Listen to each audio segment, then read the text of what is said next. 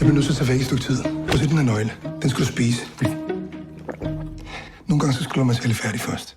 Inden på banegården, der er der en taske. Den taske, den henter du og graver ned i skoven op ved mors hus. Man er godt begravet et andet sted. I want to begin at the beginning of the film and that animated sequence.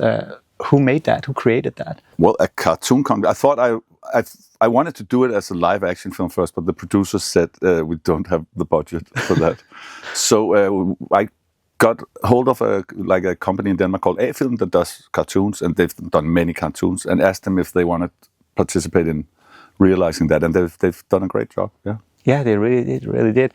Mads Mikkelsen jumps out of a window, or his characters, many times. How many times was it actually Mads jumping out? All the times. All the time?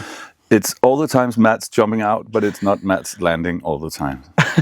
But we did build up platforms. But there's a scene in the kitchen where the window was like this. Mm-hmm. And it is actually him, and he's almost 60, and he's like in a scene doing this, and he runs.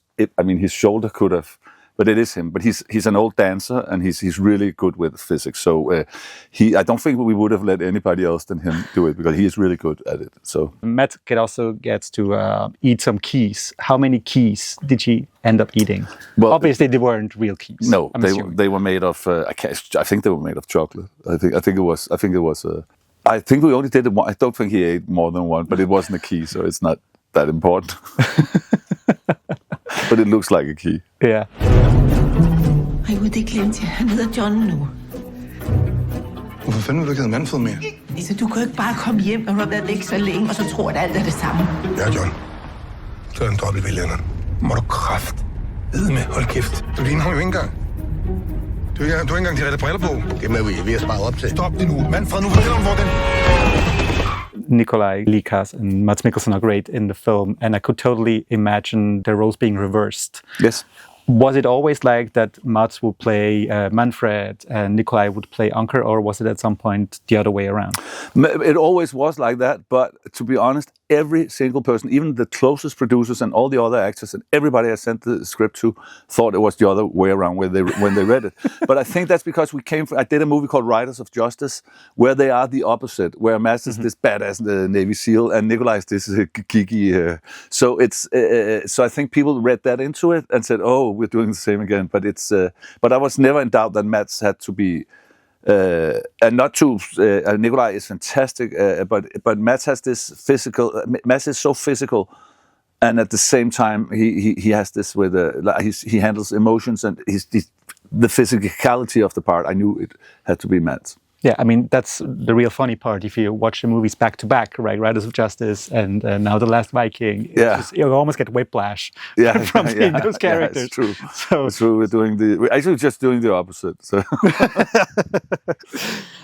Er okay? Det er kun overfladiske skrab, men kan jeg så ikke tage med hjem? Hvis du sniger 500 mand ned i lommen på mig, så kan du bare tage ham. Dissociativ identitetsforstyrrelse. How much research did you put into the psychoanalytics part of it all? Like, how much like is based on real science, and how much? Well, it's made up? I mean, it's if you base it on real science, there is nobody that agrees on. Actually, you can just do whatever you want with it, because it is such a field. I don't think there is anybody with dissociative identity disorder that. Very, very few has it in this form, and if they do, they are not that capable and do not feel as well as Manfred does. So it is. I mean, I had psychologists and people read it and say it's not real, but it sort of makes some good points. So go do it. But no, it's not. It would have been a much more straightforward film if we had followed like. the government's issued for diagnosis. We didn't. Yeah, I love the house where most of the story takes place. It reminded me from the structure a little bit of the Bates motel. Well, not the motel, but like the house of the mother. Was that on purpose? Was that something you looked at and tried to find a place to look like that? Yeah, I mean, it wasn't part of the pitch, I think, but it's I have this when I always write Gothic, and then the set designer has to say, you can't just write Gothic, that's many things.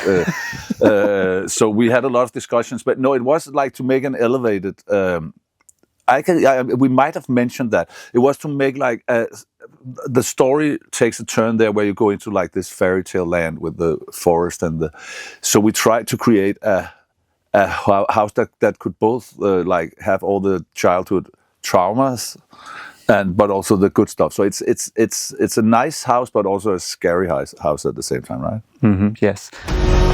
Du forstår slet ikke, hvordan det er at være mig.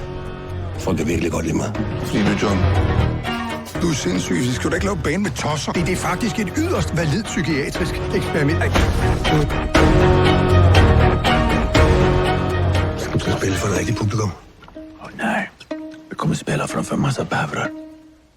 This film balances scary and also humor, like very delicately, and you're doing a fine job at it.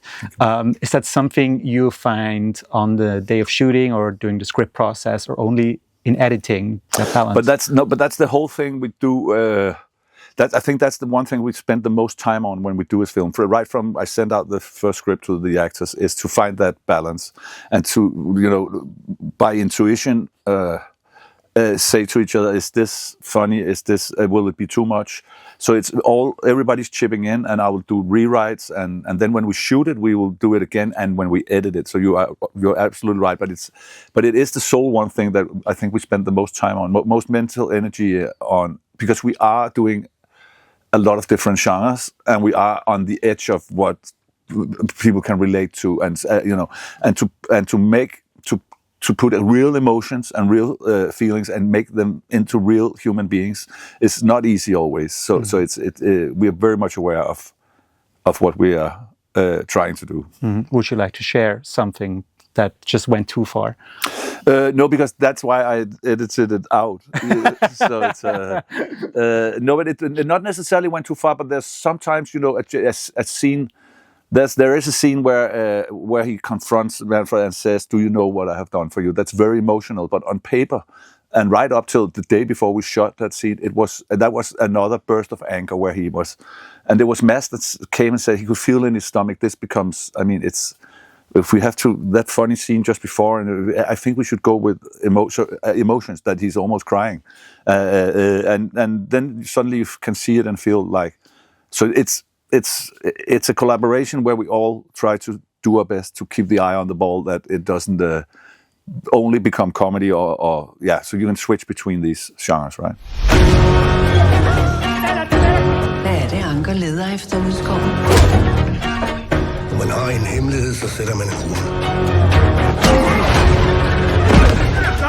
Is there anything about the film, like a small aspect of it, that you would love to share that people might not pick up on it? I mean, my main thing is that it's about identity. It's about that how we all shape ourselves, and it's about we all have to be here, but we also have to look at the bigger picture, right? That is my main thoughts about the movie, and I try to share them once in a while. They always get edited out, but let's see.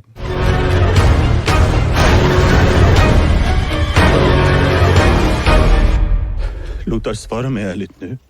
Har jag inte ljust hår? Och är inte mina ögon blå? Jamen,